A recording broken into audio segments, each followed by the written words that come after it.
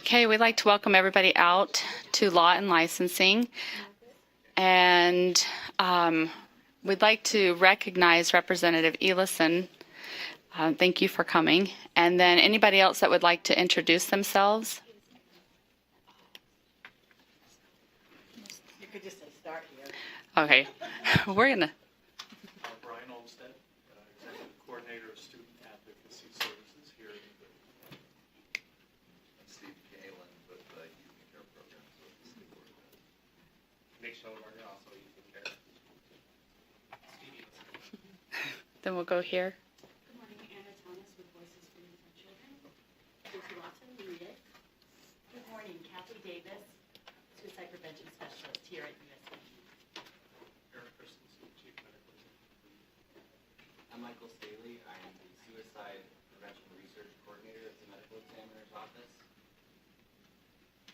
David Soleil, Student Data Privacy Auditor. Kevin John, Internal Audit. Eric Rowe with the Utah Association of Public Charter Schools. Okay, wonderful. Thank you for being here. Okay, right now we're going to go ahead and move item 2.3 first. And so those that are speaking on that, if they could come up, that would be great. And it's the data sharing agreement.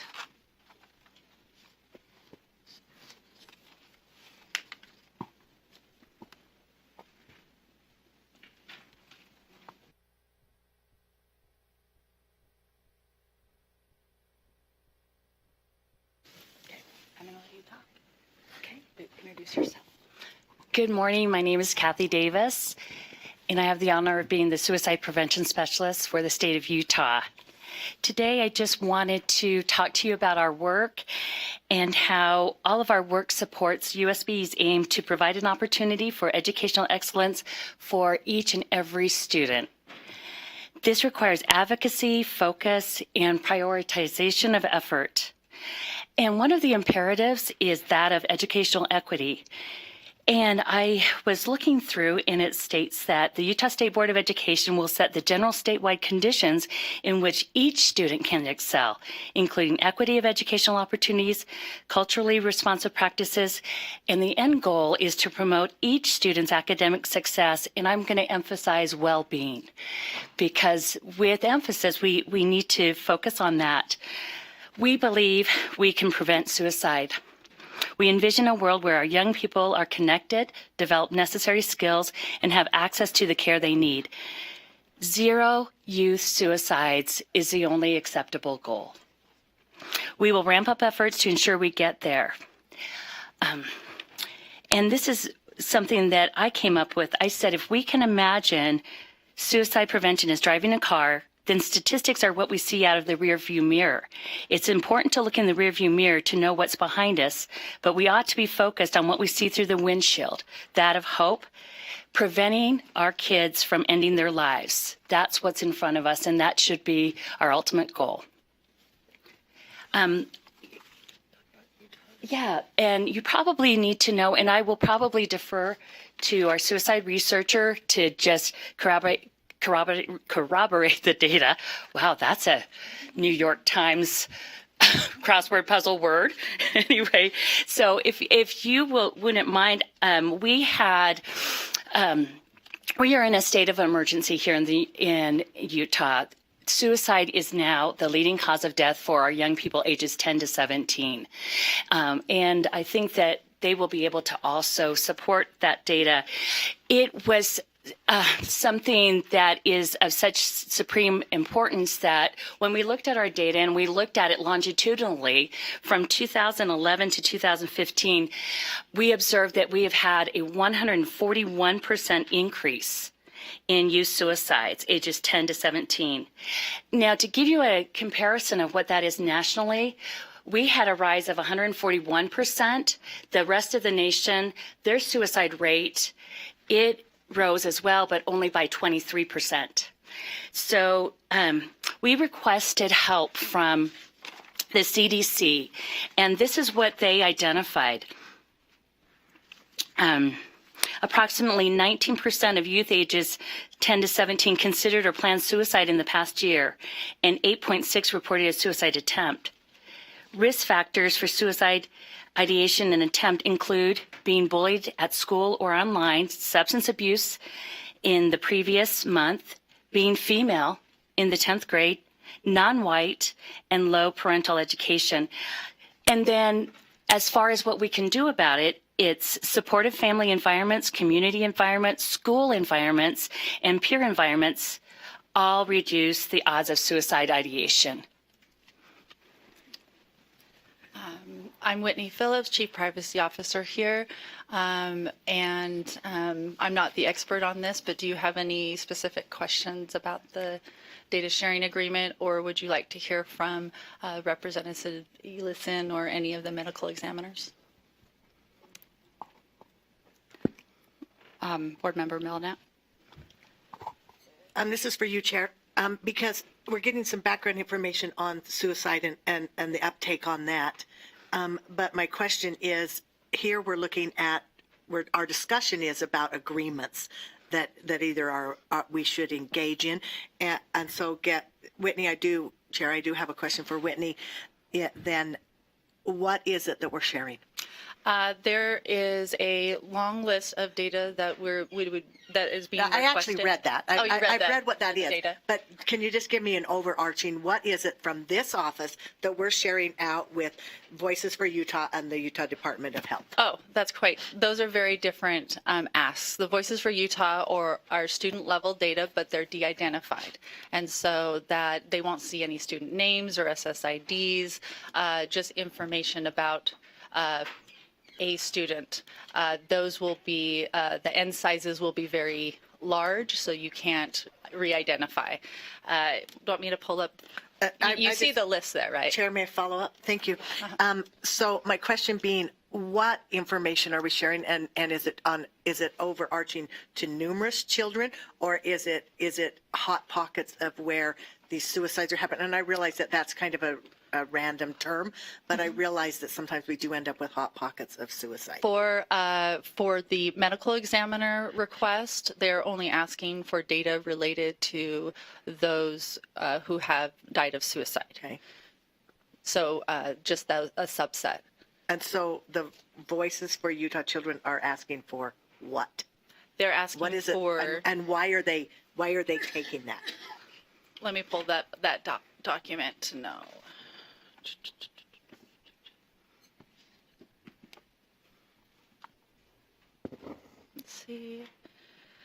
Let's see. Voices for Utah are asking for de-identified student level data so that it can inform their practices in policies. Let's see where this is at. They're looking at early childhood education advocacy. They're looking at trends of school readiness, performance based on demographic characteristics. They use our data to evaluate their program effectiveness, and it's not at the student level. It is the student level, but it's not personally identifiable. Okay. One more. Thank you, Chair. So my question is, if this is to evaluate their program, what is the evaluation of their program and success of helping our children not commit suicide? No, these are two different asks. So they're totally different, even though Totally they're different. totally under the same That's right. thing. They're Okay. they're- That's yeah. why Okay. I have such a conundrum. Oh, No, yes, you- sorry. absolutely. Yeah. No, you're absolutely right. They're entirely different asks, entirely different requests. They're put together because it's on a summary sheet. And so sometimes there are 6, and right now there are 2, which probably is confusing. So yeah, they're entirely different. So they probably need to be split. Okay, Board Member Warner. Okay. And I think the medical examiner may be able to answer some of these questions that I have. Basically, I'm trying to figure out the information you're asking from USBE, how this is going to help with suicide prevention, or what you're planning on doing with this information. and if it would be better coming from the local school where you, because when we're looking at suicide, would it be better, instead of coming in such a little box, would it be better to have it come from the school if you're going to be looking at other stuff, talking to teachers or anything like that? Yeah, if you could help me understand why we're collecting free and reduced lunch and homelessness, because that would already, some of the information would already be gathered through a police report. Right. So help me here. Sure. Well, first of all, thanks for having me here. And again, my name is Michael Staley.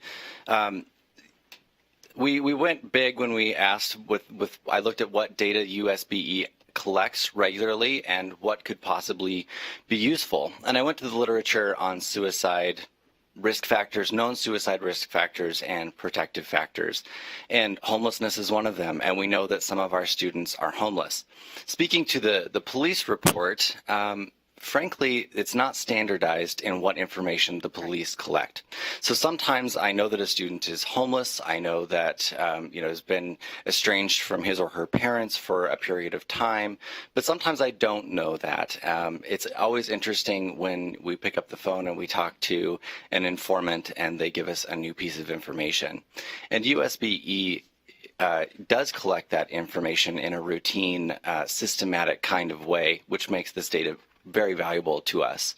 In terms of using it to prevent suicide, the more we know about a student, the more that we know about a young person, the more that we can look for opportunities for intervention and prevention. So whether they have an IEP, well, that person is seeing a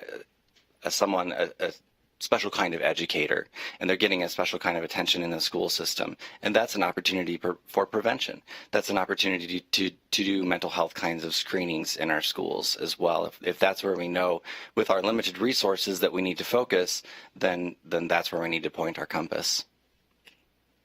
I do have a question for you. I'm wondering, I've spoken with a few psychologists that have done psychological autopsies. And they said that it wasn't until after they spoke with the family or relatives and then they found out, oh, this child was bullied or possibly on the brink of dropping out because math grades were low. Then they had a more narrow window of where to focus that data gathering. This just seems so broad that when you're looking at an individual child, wouldn't it be better to first see where you should narrow in on and then collect that data on that child pertaining either to math or the dropout rate? Maybe they had a problem with their gifted and talented teacher, then collect that specific data. And that's what other psychologists have told me that have done these autopsies, that because it is so invasive and because you learn so much, that they narrowed it down so that it focused in on what they needed. And that's where the relatives came in. Sure. Psychological autopsy is a term that only has been recently standardized as a protocol since 2008. So there are a lot of different kinds of psychological autopsies, for lack of a better word to say that. And so I can't speak directly to the research that you're referring to. But when we're talking about population health and the health of students, we have to look at data in aggregate. And so what may be true of one student won't be true of another. And we won't know that until we ask the same question of all of the students. And that's where this kind of systematic overarching data is very helpful to us. Certainly when we talk to family and friends and we conduct those psychological autopsies, so the standard is to speak to 4 informants per decedent in a psychological autopsy. Once we start doing that, then we can say, okay, well, here, this mental health area was an area of concern with this particular young person. And so that will be a very detailed portion of that psychological autopsy. But we still have to do the same routine questions about a history of trauma and abuse, and we have to do the same kinds of questions about school attendance, and that's where we can get the information from you. Okay, Board Member Cummins. But wouldn't those interviews give you a more true conclusion of what is causing teens to commit suicide, and then you can pinpoint exactly where to combat? I mean, we are seeing studies after studies having to do with social media as being a cause of suicide attempts, or thought processes, and smartphone usage and how much that is coming out. So wouldn't that be more proficient in gathering your data so you can pinpoint more instead of being so broad? I mean, because to me, this looks like an expansion of government, and because USBE collects all of this data, I mean, that just makes your job so much easier, right? But just because you can, does that mean you should? And are we usurping parental data rights here? Because this is their child, this is their personal situation. So what, where does the proper role of government come in, and versus study and all of that? How does that come together? Do you want to say something? Yeah. So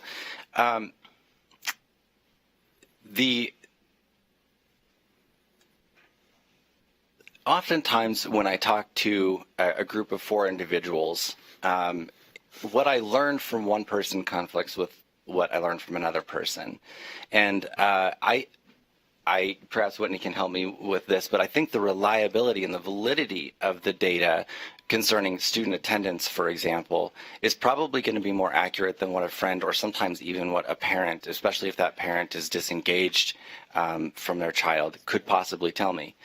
To the first part of your question, I absolutely think, yes, the interviews are going to be, the psychological autopsy part of that is going to be the most valuable part of the research I conduct related to youth, certainly. And that will be, I'll be asking families, did your child attend school regularly? And if they missed, what for? Do you know why?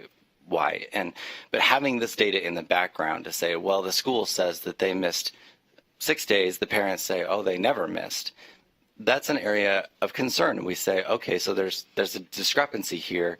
And then that's where I come back to USBE and Kathy Davis and our partners in our districts and say, so there's a discrepancy here. Perhaps parents aren't always being notified of this, and this is a risk factor for suicide. Here's a point of prevention and intervention moving forward. I would just add to that. And so when we investigate suicide deaths, which we do, Could you introduce yourself, please? Oh, I'm sorry, Eric Christensen from the medical examiner's office.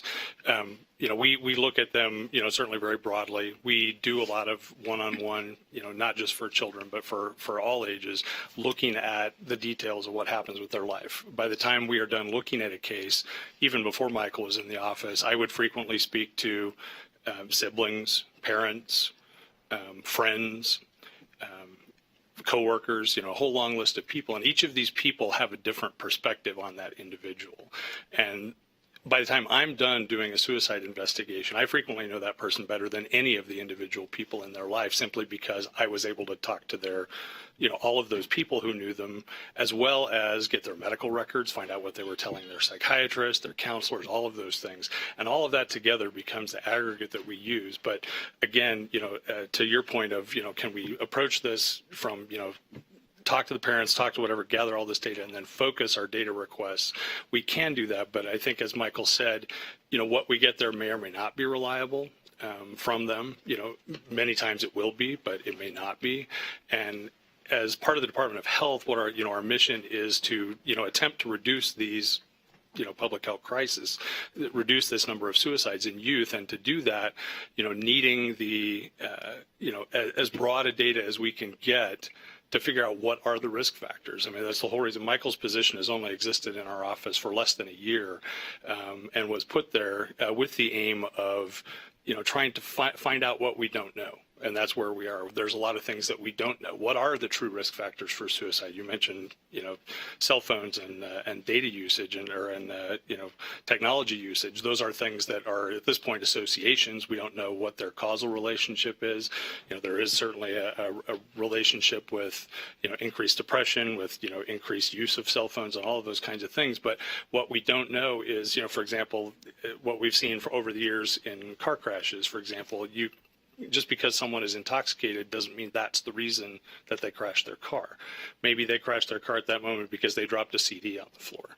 And it has nothing to do with the fact that their blood alcohol is 0.15, which is probably less than where they are all the time if they're a chronic alcoholic. And so, just looking at the individual data points by themselves does not tell the whole picture. And you need to have kind of the broad picture of what it is so that we can say cell phone usage, this does this, or there is this association in a way that we don't currently know. There's a lot of things that we don't know. And how does school attendance, all of these things are known to be, potential risk factors. But as far as targeting things that we can intervene in, the Department of Health can say, let's do this, or the Board of Education can say, let's do this. Without that data, we just can't really get there. Okay. Board Member Brittany Cummins. Thank you. I thank you very much for your explanation, because that's basically what I was going to share, is that when we have different levels of data and you're trying to make population-wide recommendations, it's different than trying to figure out what happened to child A and what happened to child B.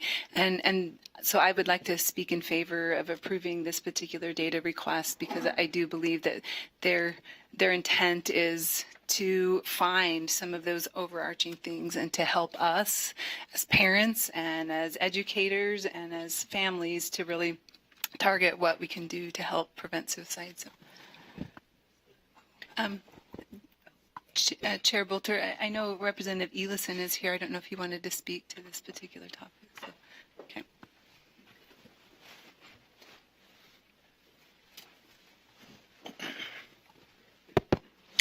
Thank you. Representative Steve Ellison. I'm usually the one reminding people to state their name for the record, so got to make sure I do that right. Michael Staley, who was just talking with you, his position was created from a bill that I ran last session.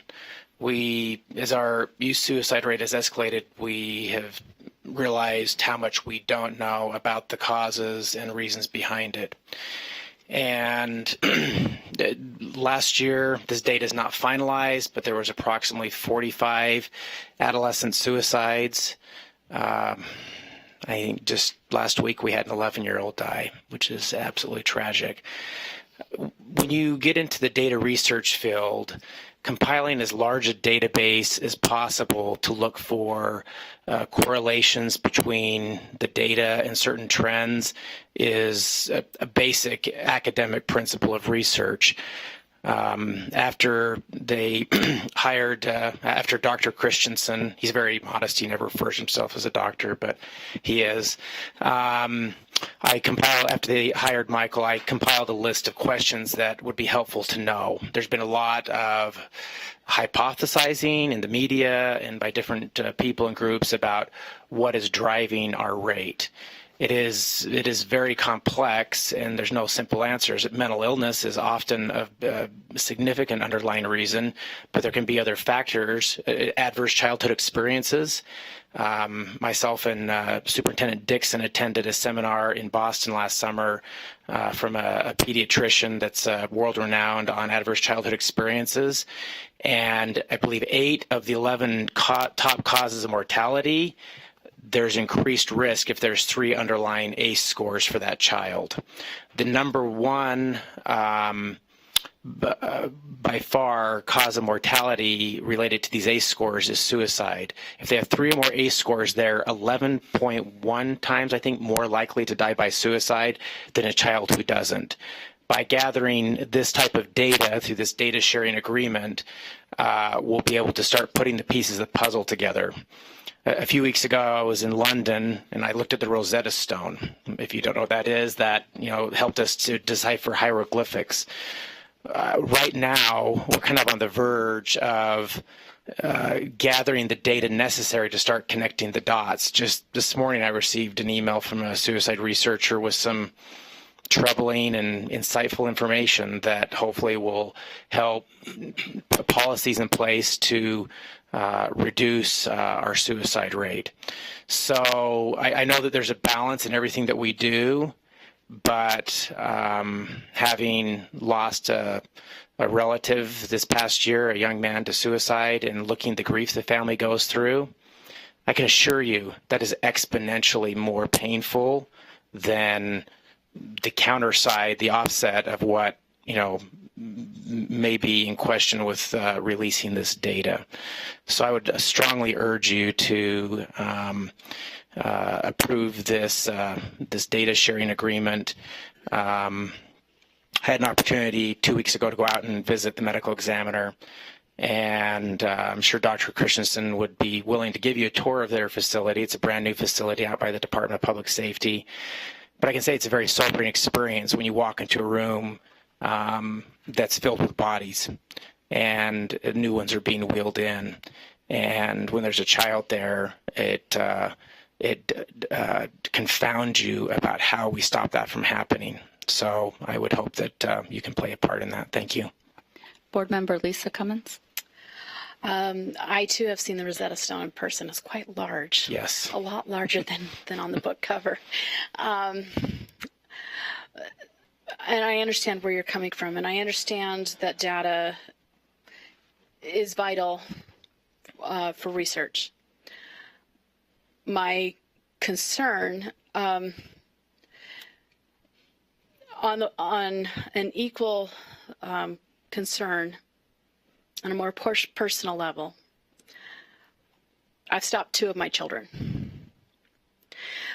But my stories are my stories and their stories. And just because you want that data, do I have the right to give my child's personal information to a researcher? Do they feel more violated at that point? Is it going to follow them for the rest of their lives? That is what I am concerned about, because at this point in age, on the digital age, where we're going to be tracking children from birth to death, that they will never be able to recover from those experiences. Neither will the family, because that their information is part of a research pool that can then be recontacted for more further questions. And so it brings up those feelings of anxiety, that trauma, that I'm not going to lose it, that overwhelming of anger, just the whole mourning process all over again. And so I want to be extraordinarily careful, because this is such a topic that is so sensitive, that we respect the family's right to privacy and ask permission for that data, as opposed to just saying, the USBE gave it to me because it was free access and I didn't have to go get permission, right? That violates my rights as a parent. And I haven't told the schools, it's none of their business. But, so I'm protective of that part of the argument. Sure, I can address a couple of those concerns for you. Oh, I'm sorry. May I? Yes. Thank you. All of the data that we're asking for in this particular agreement is related to completed suicides. And so, these are cases in which we already have the data. We've had the individual in our office. We've done the exam. We've talked to the family in most cases. There's already been contact there. And so this is not, and the data also is not, will be guarded and protected, and we do not intend to secondarily release it in any way, and will be in any sort of research that is promulgated as a result of this data sharing would be in a strictly de-identified way. There would be no way to trace this data back. This would be things like, having, missed this many days of school puts you at increased risk for X, Y, or Z, but not saying this student did this. Okay, so follow up, Chair? Yes. So, but you're asking for de-aggregate data for a larger community of students, but I mean, you could easily go and pinpoint or an aggregate, I should say. They're requesting personally identifiable They are student data. Yes. for all the For only students only that the students. for only the Okay. students that have that have died from suicide. Board Member Warner. No, I just wanted to clarify that my understanding was it was only on the deceased. So as one who has to do death notifications for my county, I'm totally supportive of this. If this will help create something that will help us in preventing, it's the most difficult of death notifications that I do. So. And Board Member Belknap? Yes. Representative Ellison, so do you see this information that's coming out of this being used to either drive legislation or to help support us in changing curriculum? I mean, standards. Is that kind of your thought pattern on this? D, all of the above. Okay. So yesterday we had the State Suicide Prevention Executive Committee met. Kim Myers from the Department of Human Services, who is our state prevention director, Kathy's kind of cohort. We had our meeting yesterday, and we look at emerging trends and data. Here, I'll just be really candid. There's been nationally an increase in female adolescent suicide attempts after the 13 Reasons Why series, and the methods in that series follow the trends that we're seeing in the fatality reports. That's the kind of data, as hard as it is to talk about, that helps on the prevention side as they're on the verge of releasing the second season of that awful program, can at least drive policymakers and the media to be more responsible about how we talk about suicide. So we don't know what the data will tell us, but without the data, we'll be left guessing, and I'm afraid our number will continue to rise. Thank you. I'd like to make a motion, please. Okay. I'd like to make a motion that we approve number 2 on the data external sharing agreements for the Utah Department of Health. Okay, so we have a motion to approve item 2 of the Department of Health agreement for, I can't remember how you said it, for data sharing.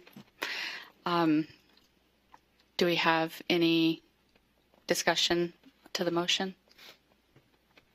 I do have a question. I want to prevent youth suicide more than anything.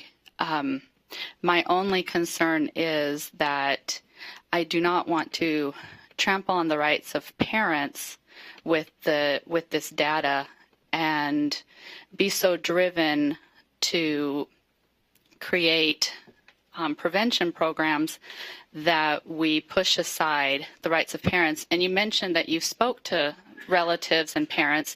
Did you at any point ask them if you could have this information during those discussions?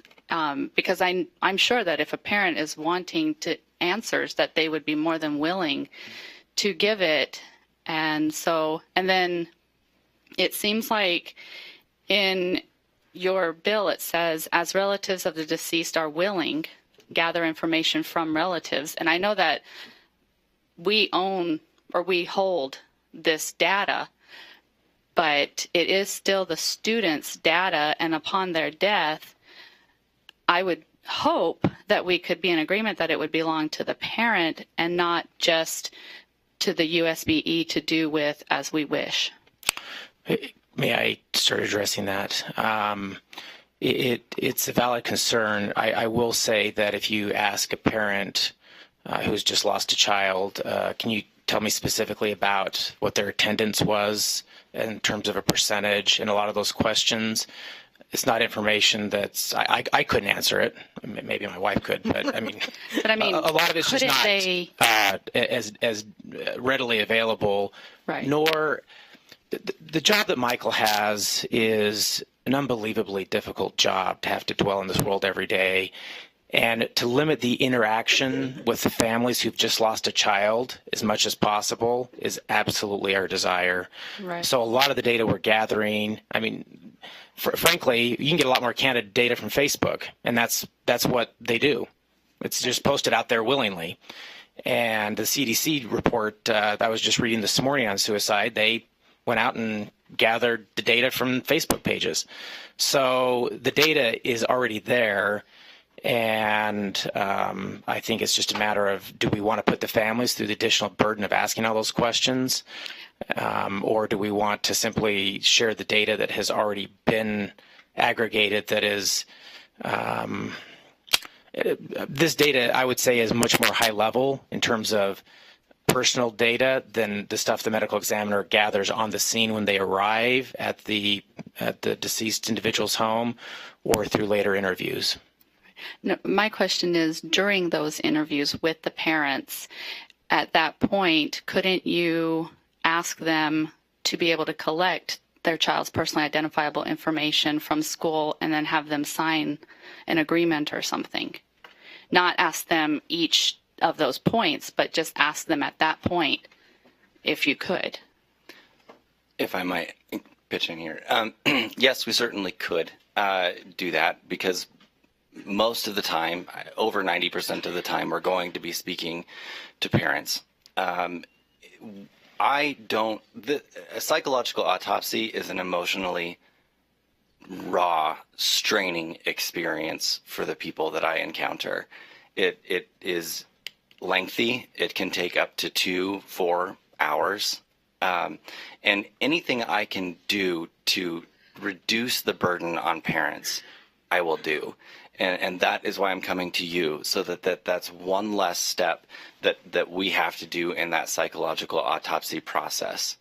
And I'm a scientist, and so I don't like anecdotes, but I'm going to give you one anyway. I spoke to a mother that within 12 hours after her son had died by suicide in this last fall, and at that time the word suicide felt like knives just driving through her, and it was such a painful conversation. And that same mother called me back probably 6 weeks later and said, anything I can do, I will do it. And that has been my experience over and over and over again as I speak to parents, that they want to be on this train. They don't want anybody else to have to experience the heart-wrenching pain that they experience. And thank you for telling your story, because it's super powerful. And these are just this. It doesn't get any worse than this for a parent. And we just want to reduce the burden as much as we can, and they want to as well. Thank you. Any other discussion? Board Member Cummins? If I may go a little bit off topic, Representative Elison, is there any way that we can criminalize the producers of 13? Thank you for asking the question. I believe the answer to that's no. Free speech and where we attempt it to, or certain governmental entities try to outlaw violent video games due to the content and the behavior it caused, was overruled by the Supreme Court. But thank you for asking. Yeah. Okay, so we have a motion before us. Board Member Belknap, could you restate your motion?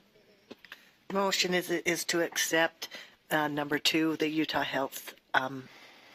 Department of Health, and what do you call it? The Office of the Medical Examiner. whatever it OME. is. And I don't have it in front of me right now. And accept this data sharing agreement. Okay, the motion is before us. Those in favor? Aye. Those opposed? No. Sorry. May I do a follow-up? The motion passes. Because I wanted to say this on second and final reading to present to the board. Okay. On second and final reading, so we might have to revote again. Do we need to revote again? You don't have to? Okay, all right, thank you. It's just Okay, an thank you. agreement, so Thank you for clarity. thank you. Thank you. Thank you very much. Chair Bolter, would you like to talk about the second part of Yes. this? Okay. Let's go ahead and bring up Voices for Utah Children. I think it's just me.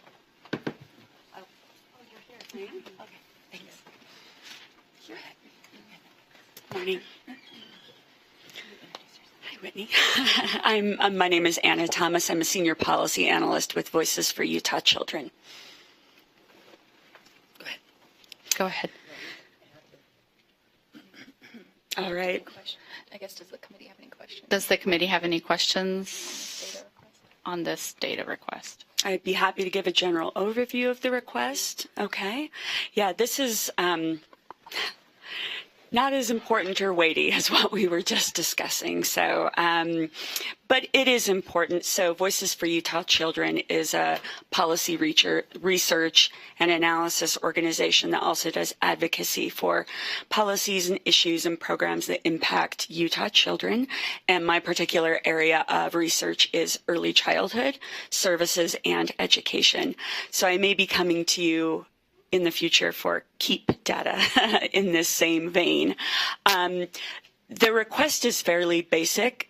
The information that I'm requesting is just slightly more granular than what is already publicly reported on your website.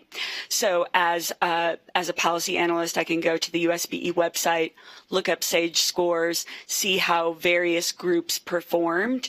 But there is a level of data query that we're interested in that is not available in that way. For example, who in the group of learning disabled students are performing well or not well. So breaking down these populations into micro populations to better understand what interventions might be most effective, not just with different groups of kids, but with groups of kids in different areas of the state. So we don't need to know who the children are. All the data is de-identified, but having the individual observations available to us to query in some different ways will help us better understand if the programs or policies that we're analyzing may be working very well in San Juan County, but why they may not be a good fit for Cache County, because different kids are performing at different levels for different reasons in those areas. So we don't anticipate producing a ton of public reporting from this, and I would be happy to come back to this committee before publishing anything, but this is basically to help us better understand, provide a more sophisticated analysis for policymakers, for public administrators on how kids are performing, and not answer the question why certain groups are performing at different levels, but to help direct the next step question about what might be done and what might be causing differential performance. Board Member Cummins? So if I understand your organization correctly, you're a nonprofit. Correct. So where are you independent from any other organization, or do you receive your funding from anyone? We are primarily grant funded, like many other nonprofit organizations, so the Annie Casey Foundation, the Kellogg Foundation, organizations like that, as well as private donors locally. But yes, we are independent. That said, we function as part of many early childhood, children's health stakeholder groups. So for example, I also sit on Early Childhood Utah, which includes the Board of Education reps as well. Can I follow up? Yes.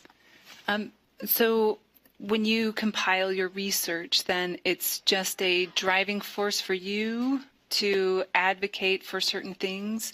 So is that done legislatively? Do you have a lobbyist group? Is that how you get your word out? What do you do once you have some data, some information? What do you do with that, and how do you get that out?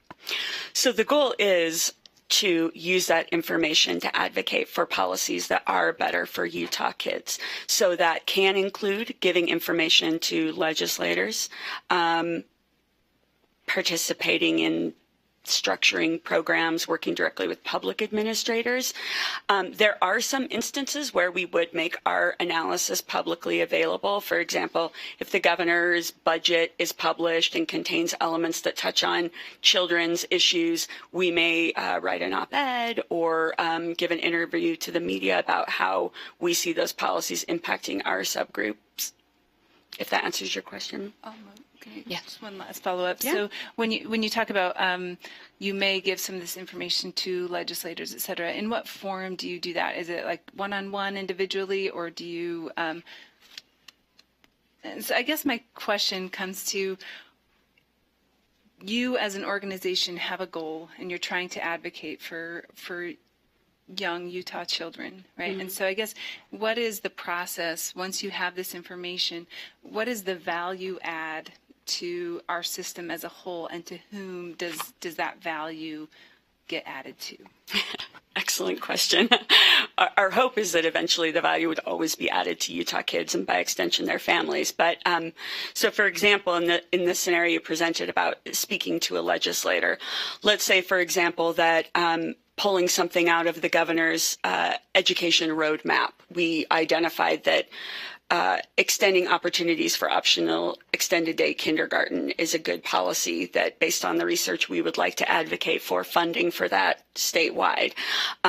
We may go to an individual legislator in a particular county or representing a particular area and say, well, what we know is only 50% of the elementary schools in your area provide optional extended day kindergarten. We would also know, based on our other research, how few private child care providers are in that area and how many working parents are in that area. It would be helpful to say, economically disadvantaged kids in your area are also underperforming when they're assessed at grade 3. And we believe that starting them early, this is one opportunity that could improve those test scores.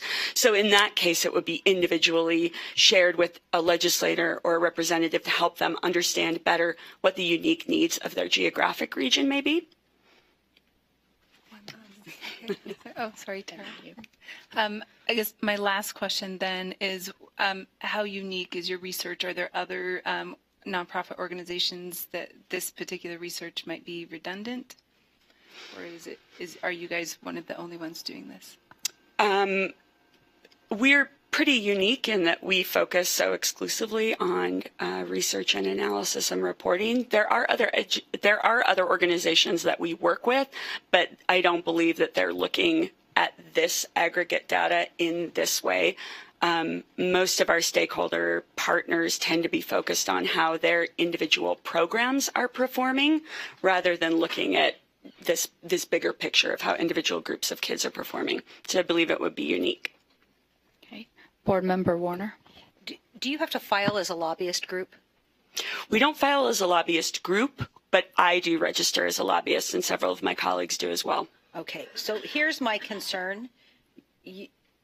If we open the door to share data with you, are we opening the door to share data with other lobbyist groups or with people that register as lobbyists? I'm just really uncomfortable with starting that precedent, because if we open the door with you, then we're going to have to do it with other groups. And there are other ways that you can get that information. You can go to the individual districts and get it, or you can maybe ask Jennifer. I'm really hesitant on letting a lobbyist have, like, we're going to just start giving you information with David.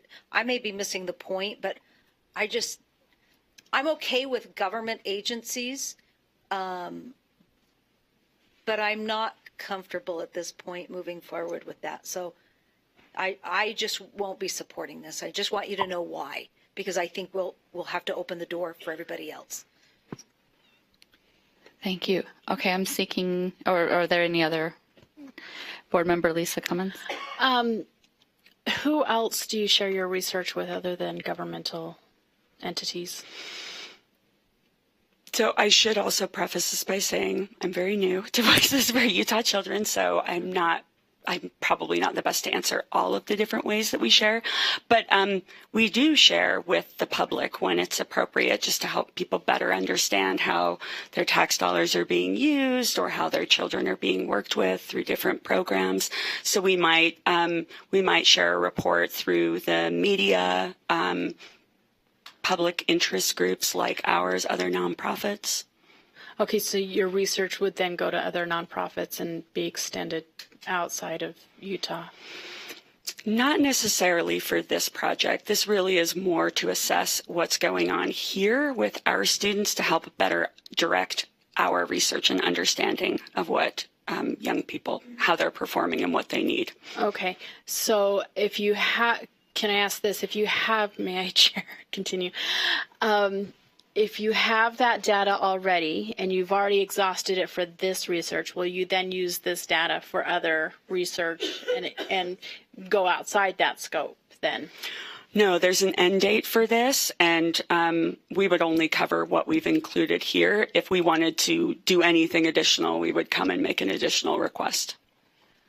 If I may, the data sharing agreements that we create are always for a single purpose. And so that would apply for the Office of Medical Examiner, that apply for Voices for Utah Children as well. So if they want anything else done, they have to ask for permission. No. Okay, thank you. I'm seeking a motion.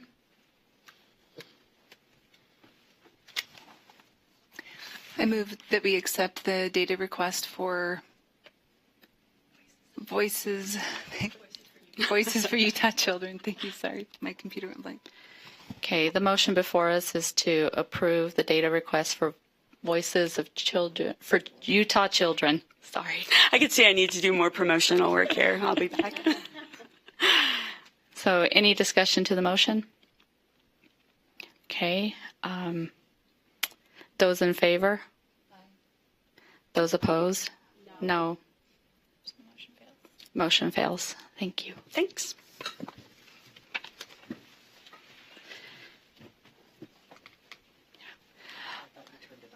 No. Okay, we'll move on now back to item 2.1, the Utah State Hospital Youth Center Program and Contract Recommendation. And who is speaking on that? Hello, Steve.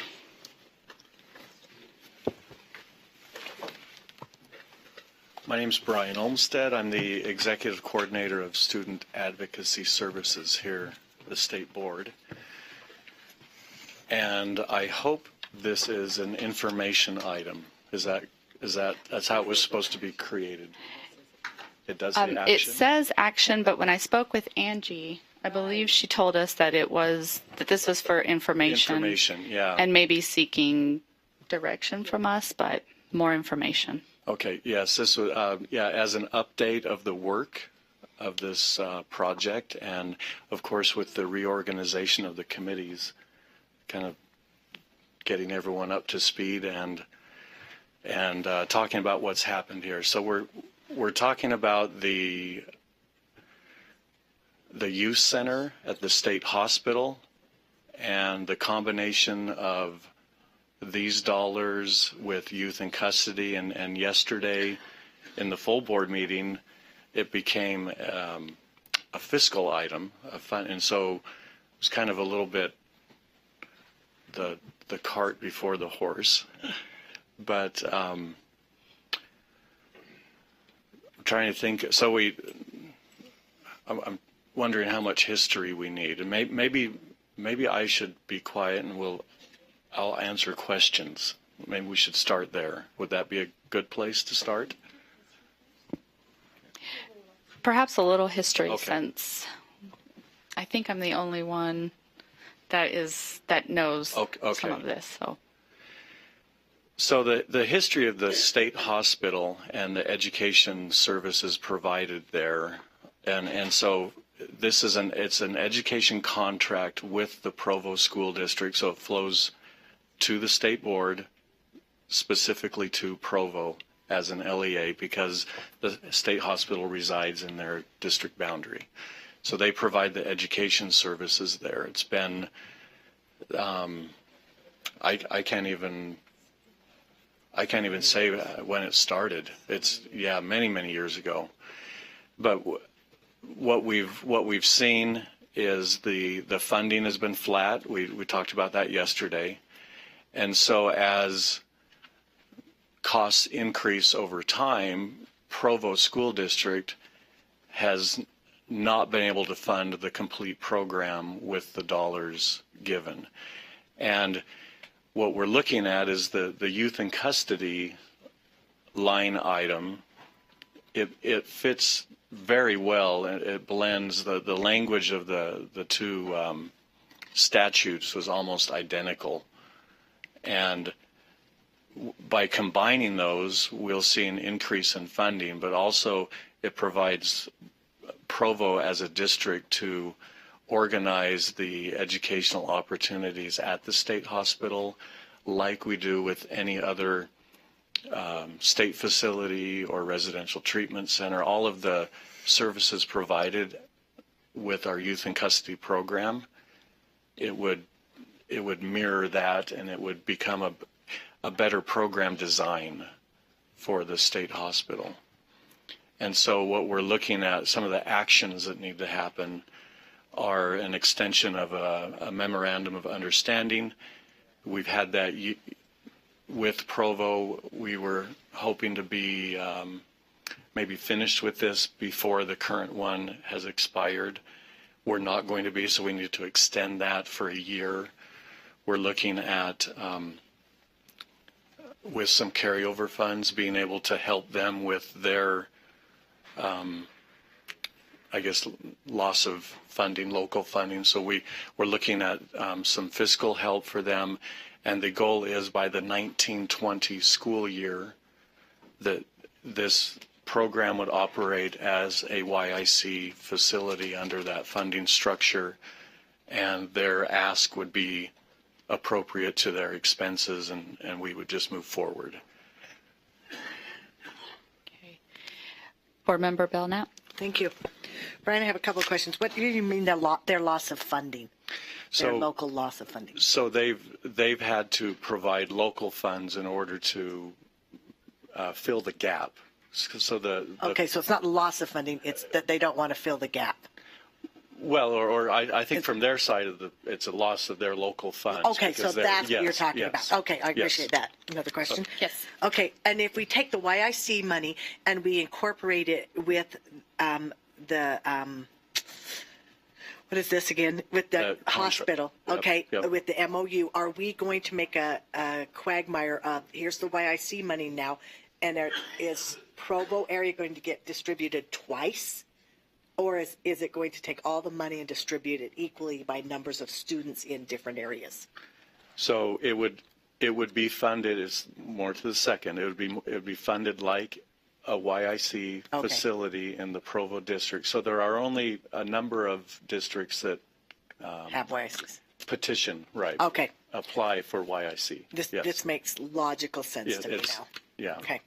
My understanding is that we were going to combine the two fundings, right? Right. And then run it. Okay. Yeah, and so they're not that they apply right now for the youth center funds because it's directly for them, but they, in the future, with their YIC application, the youth center, the state hospital, would become a site in their YIC plan. Okay. Yes. Name. I'm Steve Kalin with Youth and Care Programs. So currently we have in place with Youth in Custody a yearly annual application process. So that's reviewed, the needs are reviewed each year. We also have a monitoring and review process every 3 years and ongoing support. So this proposal will really give us a lot more flexibility in terms of growth over time and assessing those needs on a yearly basis. And we already have the processes in place to monitor that and for greater accountability. Okay. So, yes, Board Member Belknap. Yeah, I'd like to make some recommendations then, if that's appropriate. I appreciate the fact that you're going to work on the MOU now. Is there a way to lessen that MOU and have it just be until the 1st of next year? Just a thought for you to think about. And then combining this, when do you want that to happen? So I guess it's more thought processes than recommendations for them. And then are you going to bring those ideas back to us next month, or is that the deal, Brian? Well, yeah, so we'll come back whenever you want us to. Well, that'll be up to the chair. Yes, yeah. And so to the first one, the MOU will only need to go through the current fiscal year. So you're not going to do it for a year. Okay, thank you. And then the combining of the funds, that remember yesterday's presentation. Right. So they're proposing that an LFA, if I get these Right. legislative fiscal, through that process, that's where the combining of those funds would happen. And that's why it wouldn't be until the 1920 school year. Okay, so it's Those a dollars year and would a be- half away from now. Okay. Right. So Does I guess we does don't that- need them does next that month. answer- Yes. Right. Yeah. Okay, thank you. Yeah, next month there may not be an update. No, just whenever you've got an update between, I guess now and before the end of the school year would probably be. Well, and I'm going to look Okay. to Mike Bell. As we finalize the MOA, is that something that will come here or?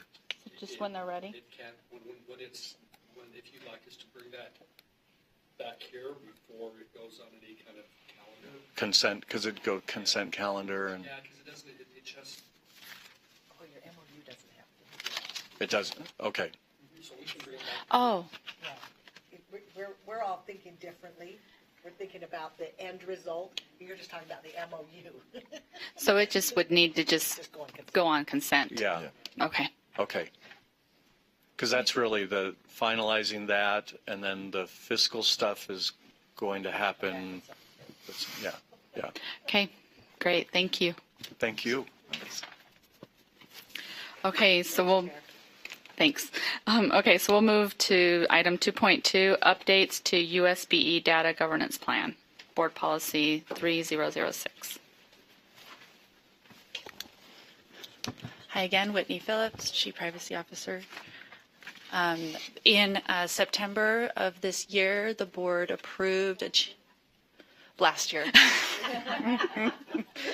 Okay, that's not the last time that's going to happen. In September of 2017, the board approved a change to the USBE's data governance plan, and so this is I've made those changes to the governance plan, and it's here for your final approval. Does anyone have any questions to the changes that have been made?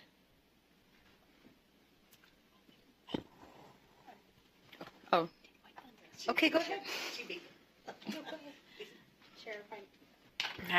Chair, if I may, I'd like to approve the updates to the USBE Data Governance Plan, Board Policy 3006.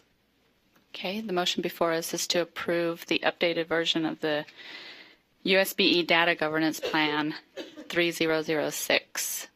Do we have a discussion to the motion? Okay. All in favor? Aye. Aye. Opposed? Okay, motion passes unanimously. Thanks. Thank you. Okay, item 2.4, advisory group draft recommendations to the Student Data Protection Act. I gotta put that item up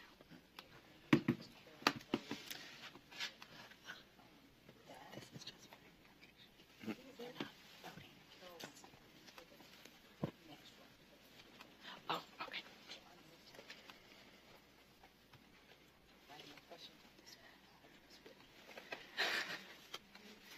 Okay.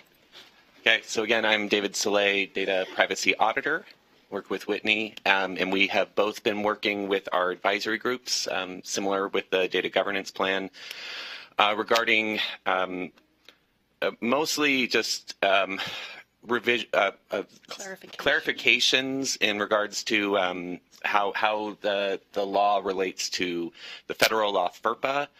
So the majority of changes are related to definitions and some other areas that are cleaned up that you can see in the summary sheet. It shows what we discussed with the different advisory groups and what their feelings were, if they approved or if they disagreed.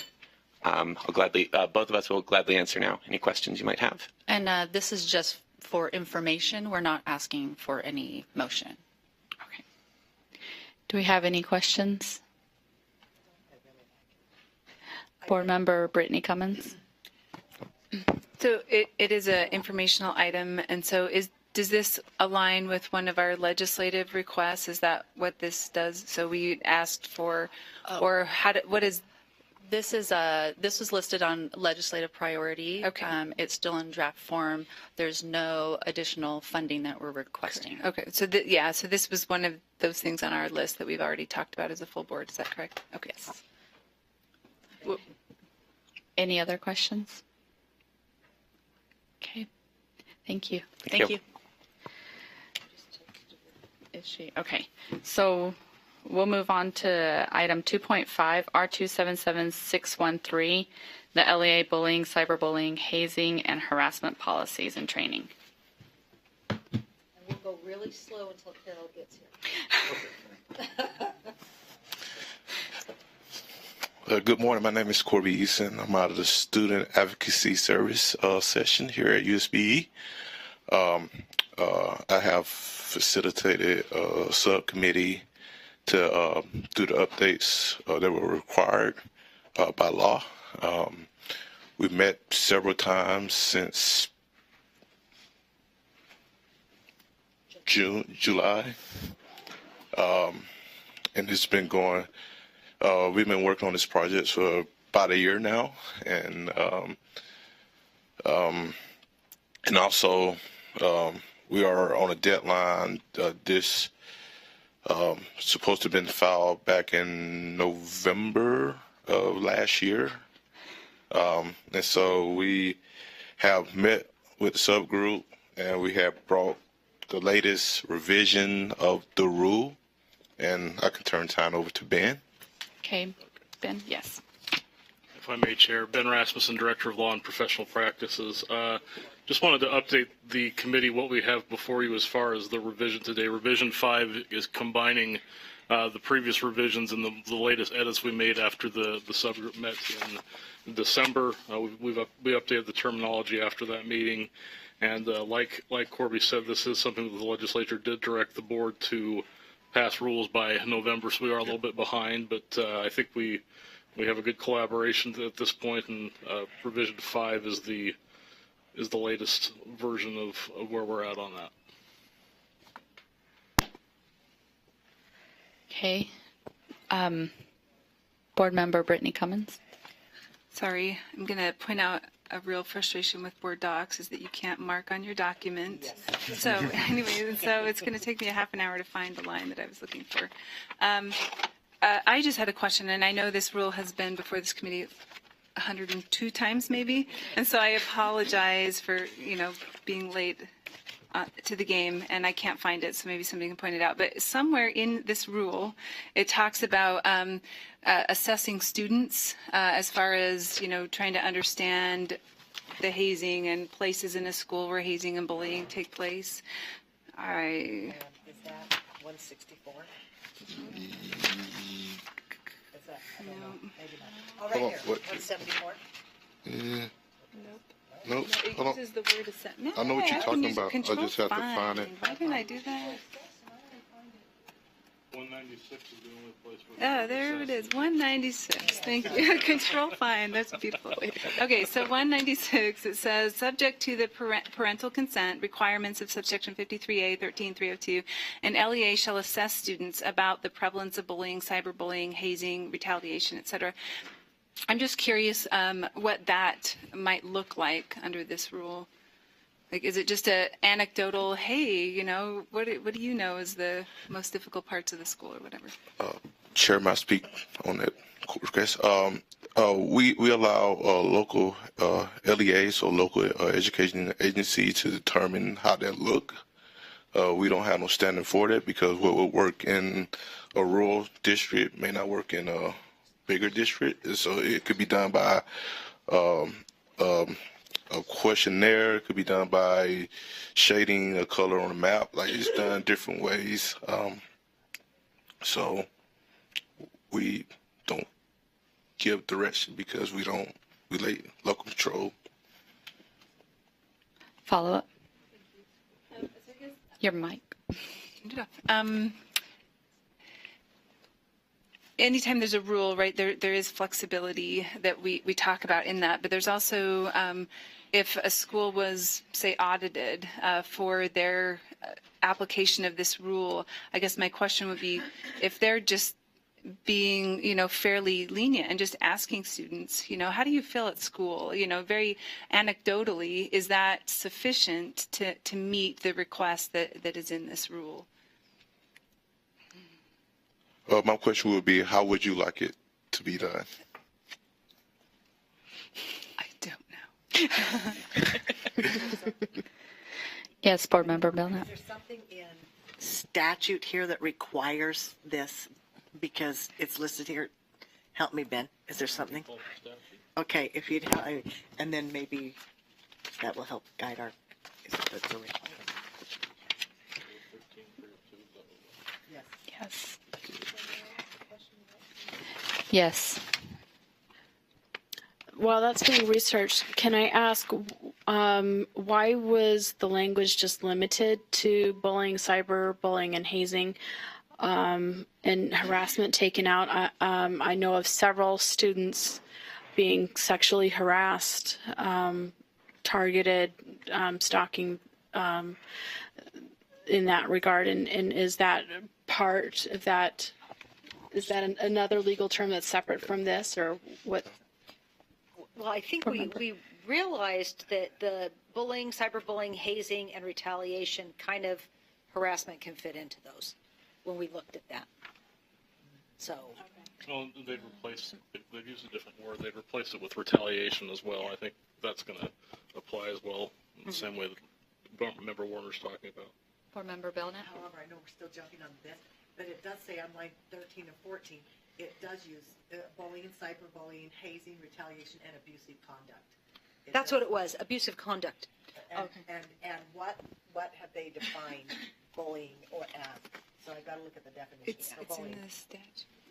So what is the definition that they use? If I may, Chair.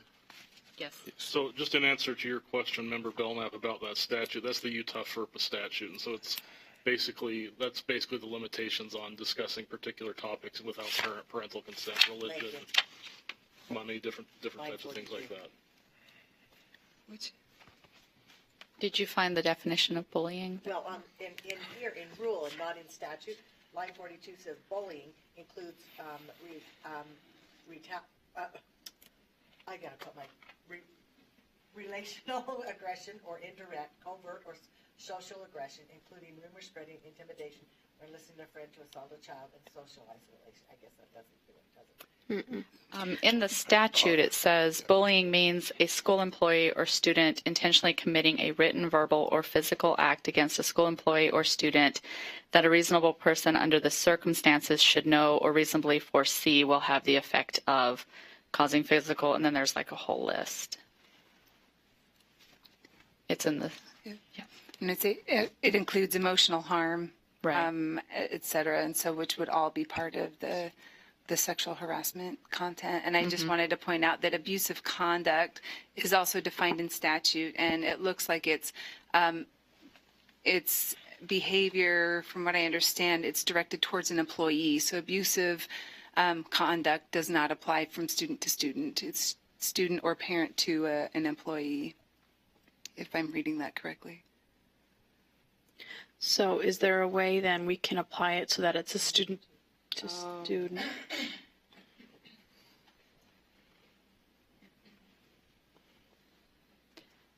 Sorry, I'm just reading this. Yeah. I mean, you could expand the rule to. Mm-hmm. Yeah, you could. That might be the simplest way to do it, is just to reinsert harassment. Yeah, we had looked at that and thought it was covered, but what Board Member Cummings is worried about, we could just add that. Okay. I would prefer that. That's easy enough to do.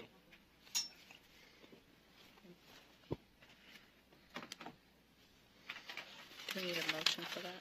Just, yeah, if they'd want to make that amendment as part of the motion, that would be. Okay. Chair, if I may, can I make an amending motion to include the word harass or harassing into the language? So just reinsert harassment. On Reinsert, 7. yes. Well, and it's also on 53, line 53, and 114, and or 14, I'm sorry, just going off what board member, yeah, and wherever, yes, and wherever it's been taken out in the revision.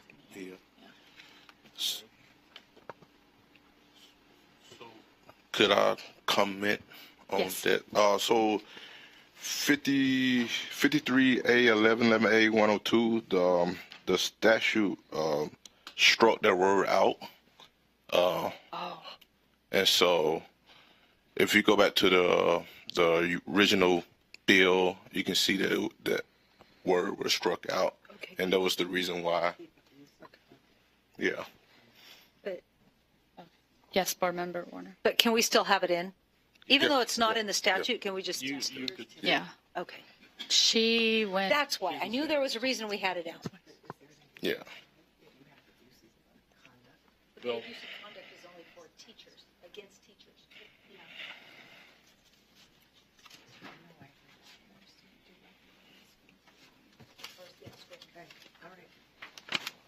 Okay.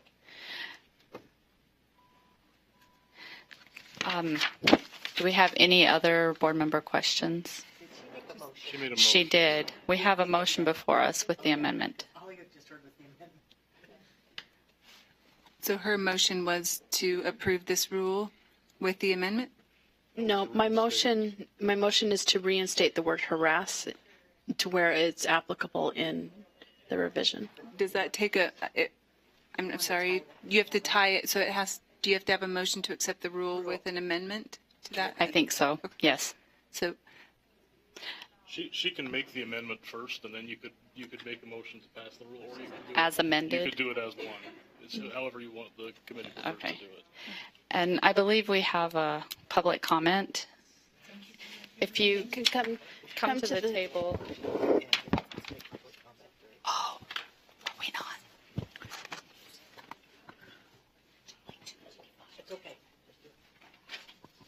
Thank you for recognizing me, Madam Chairman. I just wanted to say that I do hope, I'm sorry, I didn't hear. My name is Angelique Brebus. I'm a former teacher from California originally. I've taught in California, Wyoming, and Tennessee.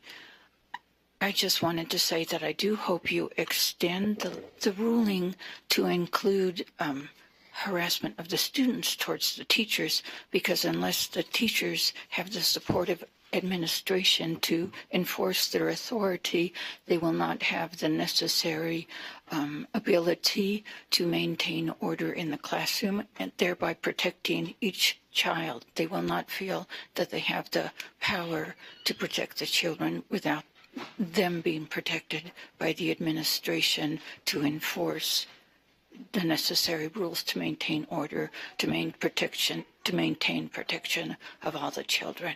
Thank you. Okay, thank you.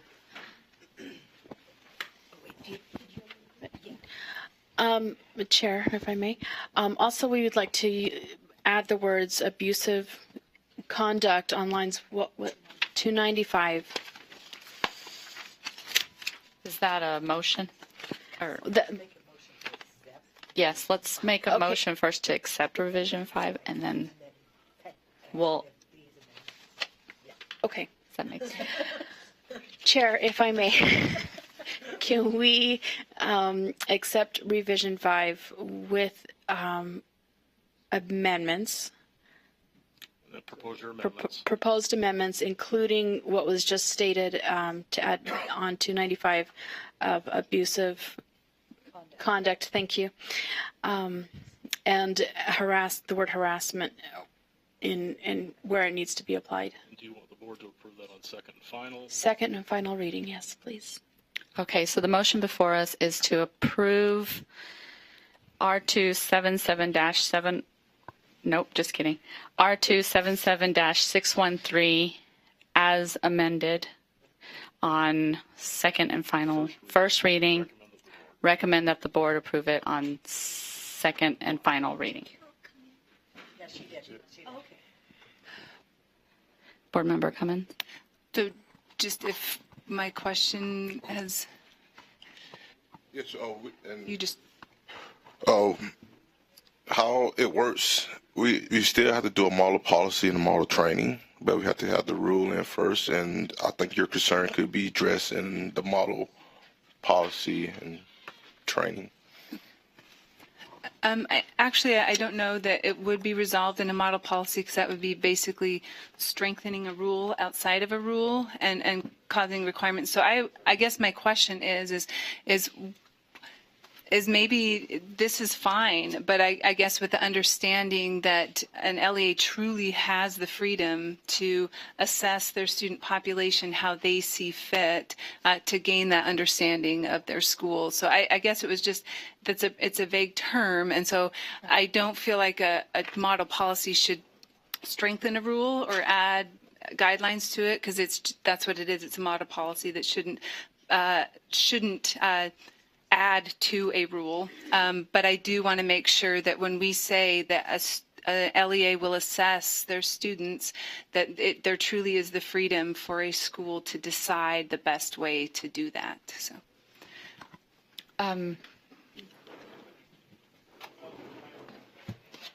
Lillian Sosi Jensen, Coordinator and Student Advocacy Services. You know, if it would please you, we could certainly change the terminology, but I think the intent, and I'm trying to find that again, was to look at the word assess in the building, not necessarily the student, but what are the safe areas of the building? 196. it says with parental consent. May I? Yes. Sorry, subject to parental consent, 190 what? 6.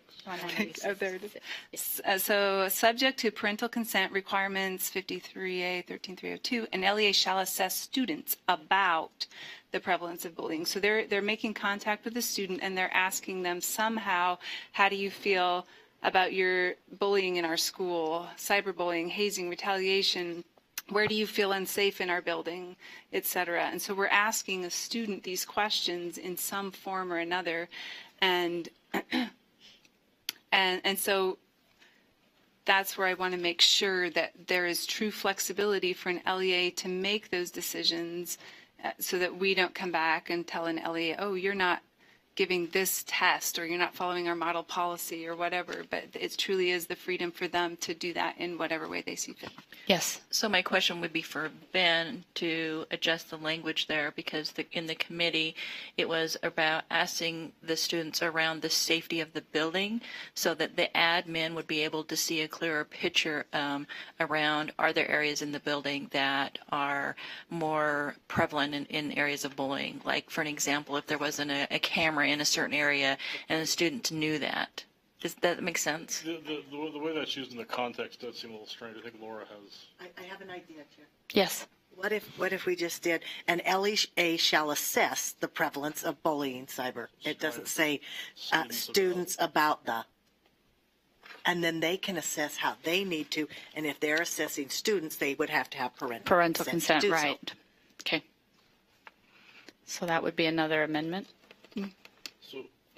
Yes, I'd like to amend the original motion to add that, please. To subtract? To subtract. No. Yeah. Do we need if we're changing it to the LEA shall assess the prevalence of bullying, do we still need that previous part subject to the parental consent requirements? Yes. Well, because then they're not really. It's not really. I'll pass that. Because you're taking out the portion about assessing students. So we might have to rearrange it, because if a LEA decides to assess such things without speaking to students, they wouldn't need parental consent, right? And so you could strike that out. But if they choose to speak to students about how they feel in the building, then they would need parental consent. And so if we could rearrange it so that an LEA shall assess the prevalence of blah, blah, blah, and then add somewhere in there that if this assessment includes asking students, parental consent must be received. Is required. I mean, I think you could put that in there. I don't think you need it in there because that's already the law. That if they discuss those topics with students and they're asking questions about those topics. I think it's important to put it in there, though, because not everybody knows the law. And so. Or even reference to that piece of law. I mean, if we could just put subject to the parental consent requirements, if applicable, Yes. an LEA shall assess the prevalence. Correct. Yes. Yes. Does that work? If applicable, And correct. So can my amendment be that, Ben, you'll rearrange that, and before it comes to the board, that We'll have that in the revision that would that's be provided part to the board. of the original motion. Completely forgotten what they meant. Do you want me to restate the amendment Yes. before you vote? Okay, so if I can restate the amendment as I understand it at this point, is that we adopt R277613 on first reading, recommend the board adopt it on second and final reading with the following amendments: that we reinsert the word harassment throughout the rule where it's been taken out, that we add on line 295 abusive conduct, and then on line 196 we're going to add after the statutory reference, if applicable, and we're going to strike the word students about. So it will read, subject to the parental consent requirements of section 53A 13302, if applicable, an LEA shall assess the prevalence of bullying, etc. With the parental consent being put back in there. Right, it's in Okay. there. Okay. Yeah. Board Member Cummins. Is the having skimmed more than read through, is there correlating relationships being defined if it's a teacher to a student or if it's student to a teacher, student to student bullying? Are those outlined on here as well?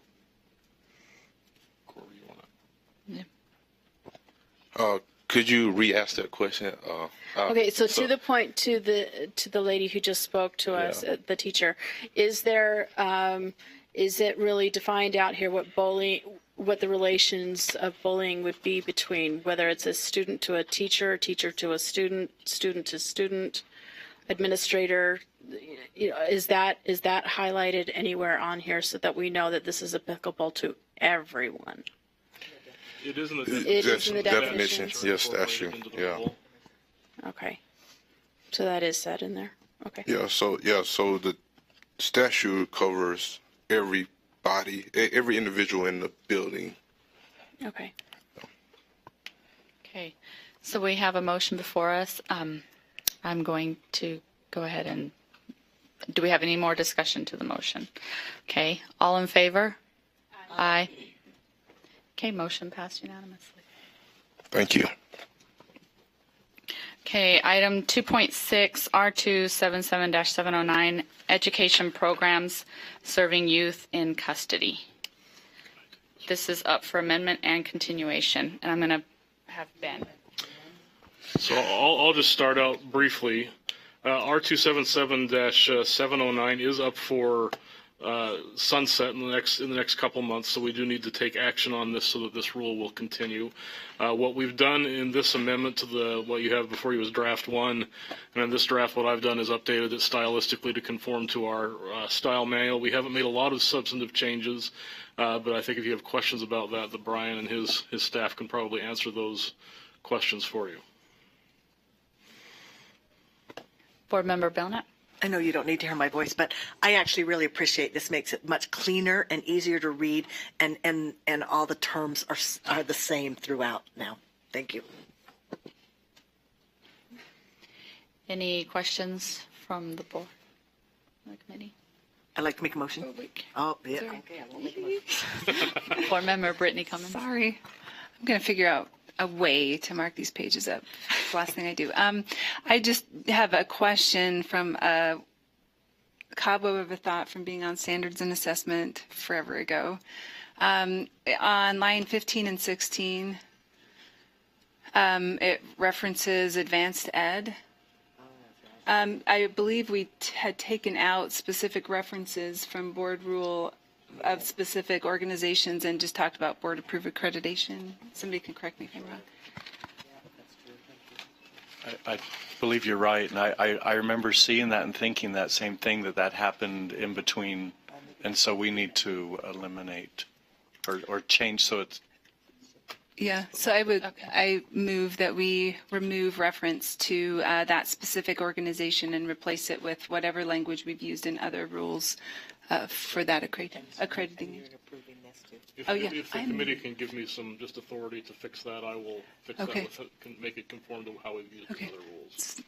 So then my motion would be that we approve R277709 on first reading and recommend to the full board for second and final reading with the changes that Mr. Rasmussen will make to lines 15 and 16. Okay. Okay, we have a motion before us. Do we have any discussion to the motion? Did you say second? Yes. Okay, all in favor? Aye. Any opposed? Looks like it passed unanimously. Okay, item 2.7 R277-116 audit procedure. This is up for amendment. And who is speaking to that? Ah, there she comes.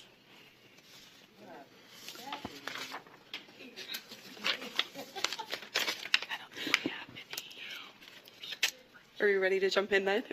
Yes. So Debbie Davis, Director of Internal Audit.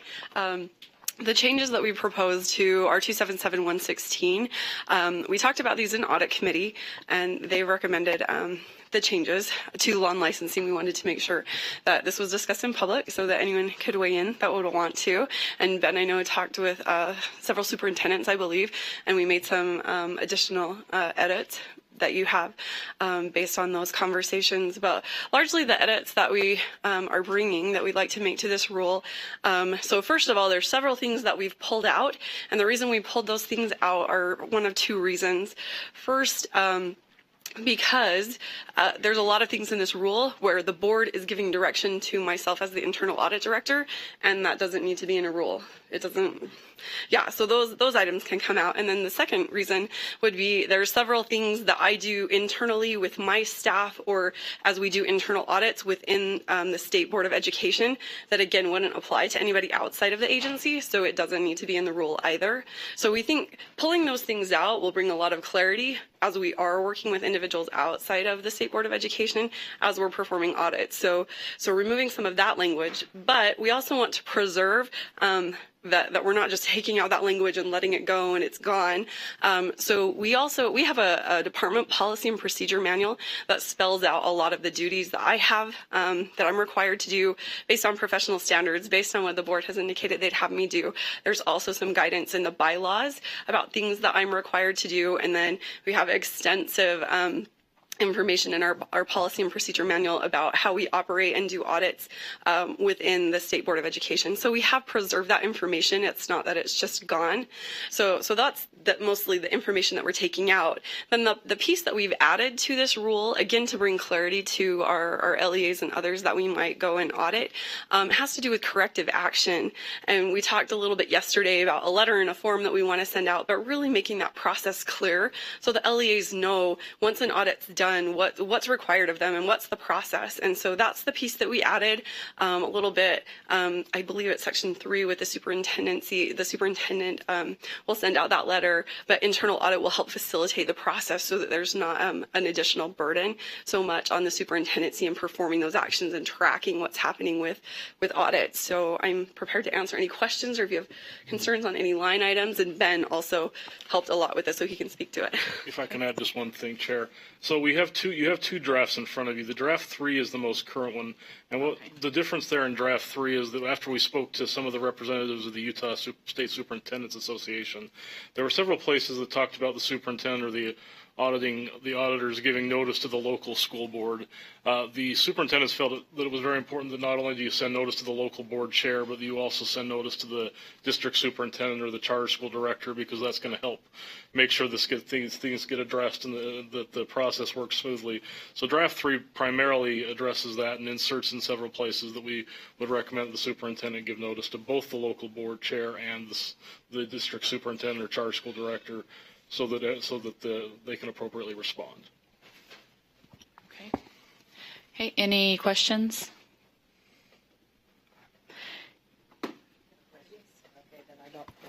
Board Member Cummins. I apologize. Nope, you're fine. On line 62 and 63, where it makes reference to a policy and procedure manual, and so I'm guessing in board rule, if we reference anything in board rule, it would need to be a public document. And so they can look and I understand that that's the intent. Is that correct? Okay.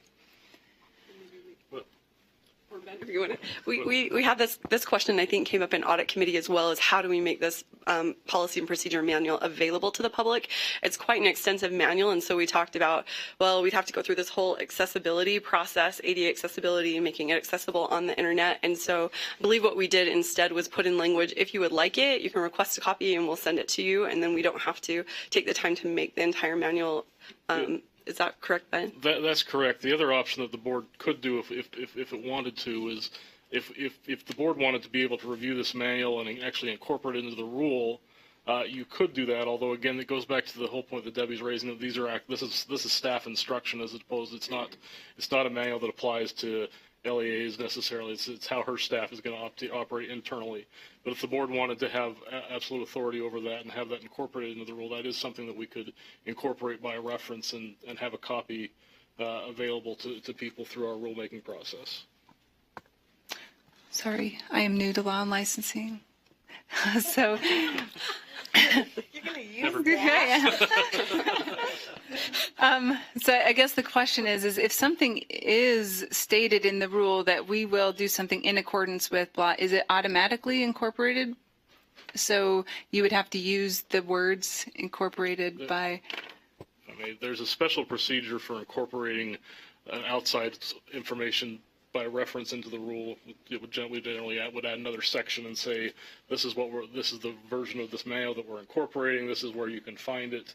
And there's an explicit process if you want to explicitly incorporate the manual by reference into the rule. Follow up. So then wouldn't that mean these lines are unnecessary? Well, it's just giving, I think, Debbie Davis the authority to kind of run her office and recognizing that she has this manual, that she's going to be following policies that are set forth by her department. If you did it the explicit way, basically every time she made a change to that manual, she'd have to bring it back to the committee, and that may be a way that you want to handle it. But where it deals with her staff, that's I think why they've handled it this way. Will LEAs, will you send this procedural manual out to the LEAs so that they know, or is it only if they request it? Or So currently the way the rule is written is that if they want a copy, we'd be happy to send it to them, but we wouldn't probably just send it out to everyone. Again, it's mostly internal policy and procedure for how I interact with my staff, but there is some outline of the purpose and authority of internal audit, that we follow professional internal auditing standards, and then with that, the requirements for the director, for supervisors, for staff, that kind of thing. okay, if there aren't any more questions, I'm seeking a motion.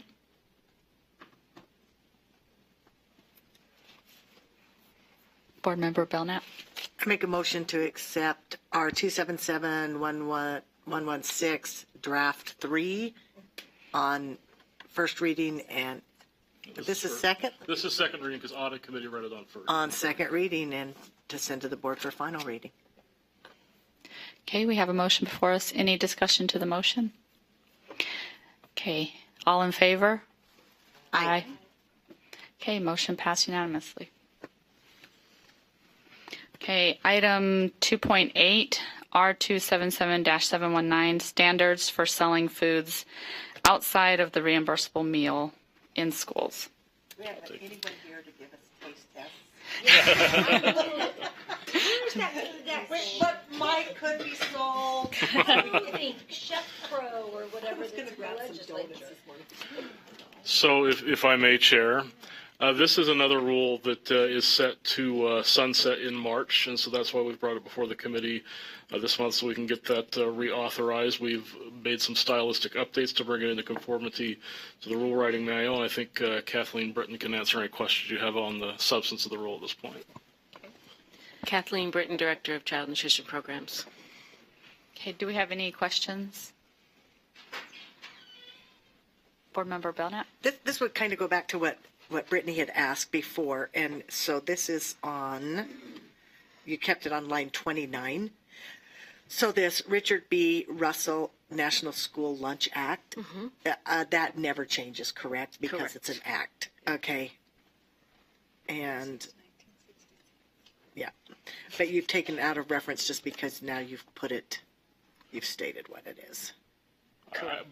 Basically, what I tried to do there was change instead of having to repeat the name of the two acts and spell out their reference every time we referred to them. Yeah. I gave a definition so I could use a shorter. Yeah, it's much better. Shorter reference throughout the rule.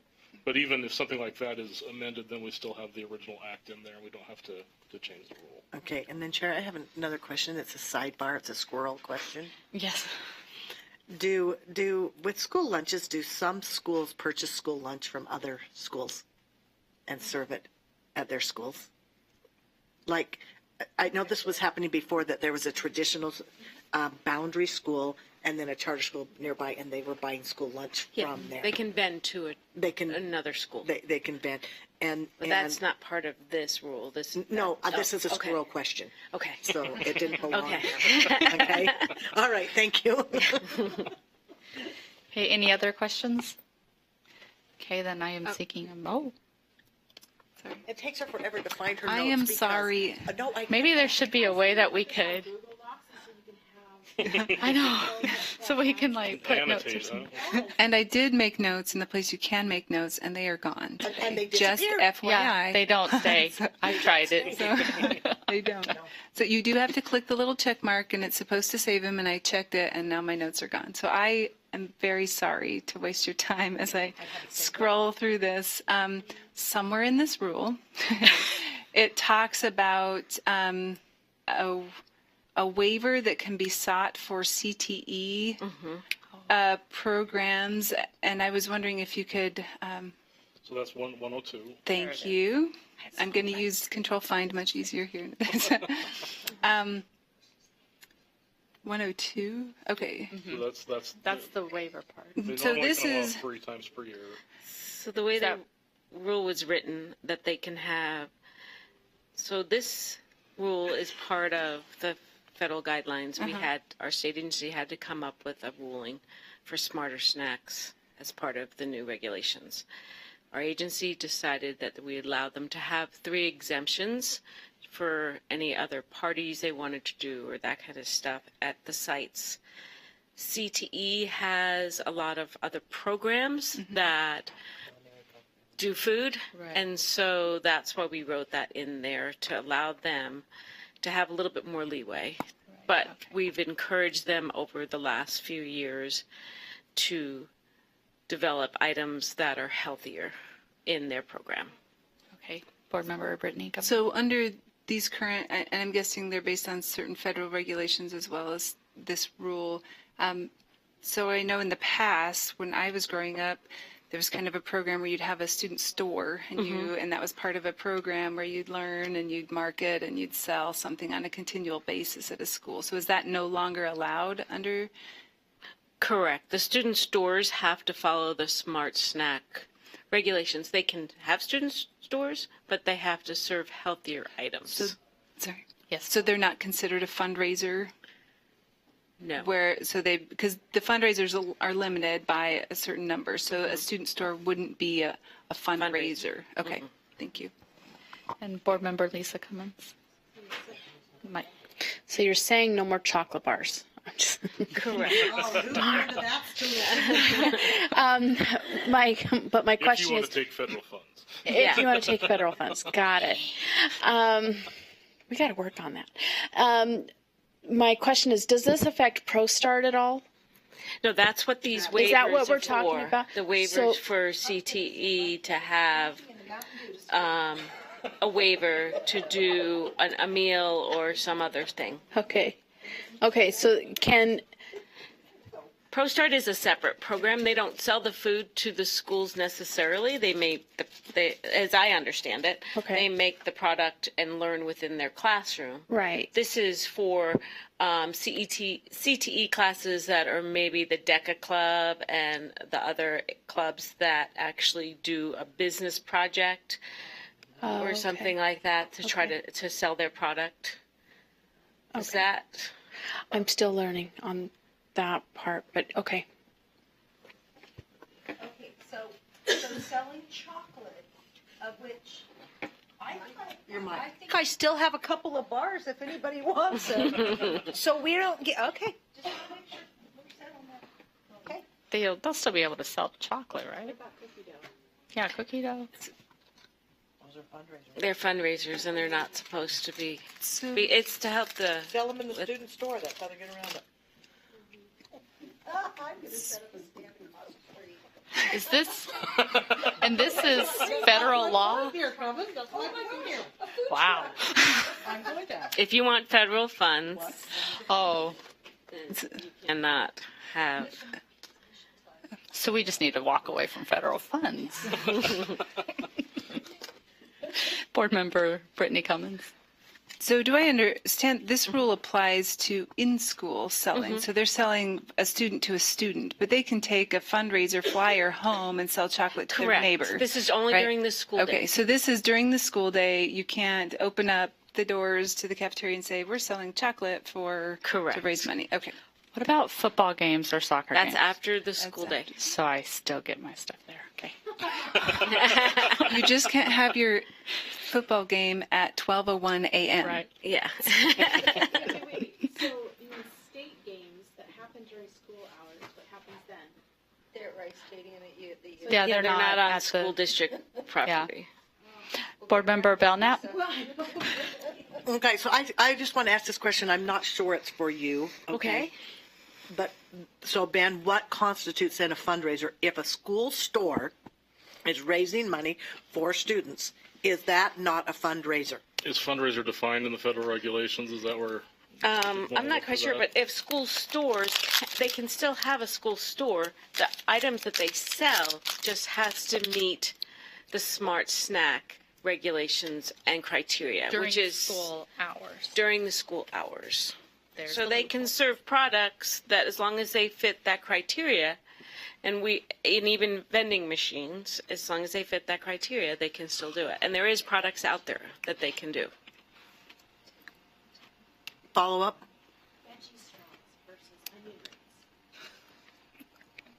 Yes, follow up. So that's why I said this is not necessarily for you, because you're talking about healthy snacks. Wouldn't that be a fundraiser? It's a whole different question. Whether it's healthy snacks or not. So maybe this is a conversation without this here. So just, Ben, I would like to discuss that later. Okay? Okay. All right. Okay. Yes, Board Member. So just one clarification then would be that you can get exempt to have a couple of unhealthy fundraisers Correct. per year. Okay. Yes. Are you talking about healthy snacks? It does say here that a school may sell food or beverages as part of a fundraiser that do. Oh, never mind. Scratch it. I was thinking we could sell It's beyond this. the apple. Right. If they want to have a fundraiser outside of that, 3 exemptions, they have to apply for it. But the fundraiser they could sell something else that's healthy Granola bar. or do something. It's to help, and it's for the obesity epidemic. That's That some of us have problems with. Yeah. I'm still just laughing over this whole thing. I'm telling you, I'm going to go set up a truck across the street. Okay, we'll be No, there isn't a motion on the table. There isn't? Mm-mm. So I'm seeking a motion. I would back that. You're going to do it? Sure. Go for it. I move that we approve our 277-719 draft 1 on first reading and move to the board for approval on second and final reading. Okay, so we have a motion before us. Any discussion to the motion? Okay, all in favor? Aye. Aye. Okay, motion passed unanimously. Okay, next item, 2.9, R277-518, Career and Technical Education Licenses. This is up for continuation. This is the final rule that we have that's up for continuation in March. We haven't made any changes to this rule primarily because we anticipate that we would bring this rule back after the licensing task force finishes its work. The recommendation from Travis Rawlings, the licensing coordinator, and Talia Longhurst was that we just continue the rule, revisit it once that task force is done. So we're just asking you to continue it until that, and then we'll bring it back. Chair, so moved. Okay. All in favor? Just clarify that that's on second. You're Oh, recommending On for second and final, yeah. Okay, so the absolutely. motion is to continue this on second and final reading. All in favor? To the board. All in favor? Aye. Aye. Okay, motion passed unanimously. Item 2.10, board bylaws. Oh, yay. All right. So, since most of you are new to the committee, let me kind of, what we've been doing in the Law and Licensing Committee is we've kind of been going through the board bylaws section by section to see where things could be changed and updated. And what we've done here is we've kind of tackled the last three sections. And what I've been doing is I've been going through with Lorraine, updating things that aren't, that the statutory references have changed, or that there's different requirements now. We've got sections 11 through 13 where we've recommended some changes here. And so they start, I think the changes start on page 11, maybe, yeah, 11. Page 10, the first one's already, it's already been approved yesterday. So on page 11, there is currently a provision for committee meetings where members can speak out of turn as much as they want, which some members may like, some members may not like. Because the current practice is to have the chair kind of run things more, I think Lorraine's recommendation was to take that out. It's also inconsistent with Robert's Rules of Order, which the board uses in most other situations. If you scroll down past that, on page 14, you have a list of committees where the board has previously appointed members to. We don't need to have that in the bylaws for the board to appoint members to those committees, so the recommendation on that is to take those out, The provisions you see on the executive committee were approved yesterday by the board, except for the portions in 5 or 6, and then Dave Thomas has provided some recommended language for how the board executive committee would work as far as other board members who aren't generally members would attend there. The committee last month had specifically recommended that language, so that's on page 16, subsection 5B and C. And let me know if I'm going too fast because there's a lot here. But that's basically saying that the board executive committee can't take any formal action. Everything has to come before the board that requires formal action, so that's the recommended language that he brought forth there. The language on the audit committee, the board approved yesterday. So even though that's marked up as a change here, that's already been approved. Then we have lists of committees that require board member representation. And so we've updated that, taken some off, added some to it. And that's basically, you can kind of go through those changes. And do you have any questions there, or is there anything there you have comments on? I do have a question. So I noticed that we took out I'm on page 14, where we took out the committees, right? Mm-hmm. But then it seems like we put them back in. Well, and so you need to clarify, the ones that we've taken out are committees that the board appoints outside members to. Oh. If it's a committee that the board is going to appoint one of its own to, we've left that in the bylaw. Thank you for clarifying that. Any other questions? Board Member Cummins. I know that there was a portion of this that the Finance Committee was also going to look at, and I believe they did so earlier today. I was just curious if they... I was there for that discussion. They didn't end up really talking about the bylaws. There was some questions that Chair Wright had raised in that committee about compensation for board members serving on other committees, as well as circumstances in which board members who are serving on other committees would report back to the board, things like that. There was a possibility that that might implicate the bylaws. I was there for most of that discussion, and they didn't do anything with the bylaws in that discussion. They were kind of just discussing some philosophical questions about when board members should have to report back to the full board about the actions they're taking on behalf of the board when they cast votes on another committee. An example that they brought up was like SITLA, where I think there's 3 board members that vote on SITLA, but they don't necessarily represent the full board, and they don't report back to the board. Okay, any other questions? Okay, do we have a motion?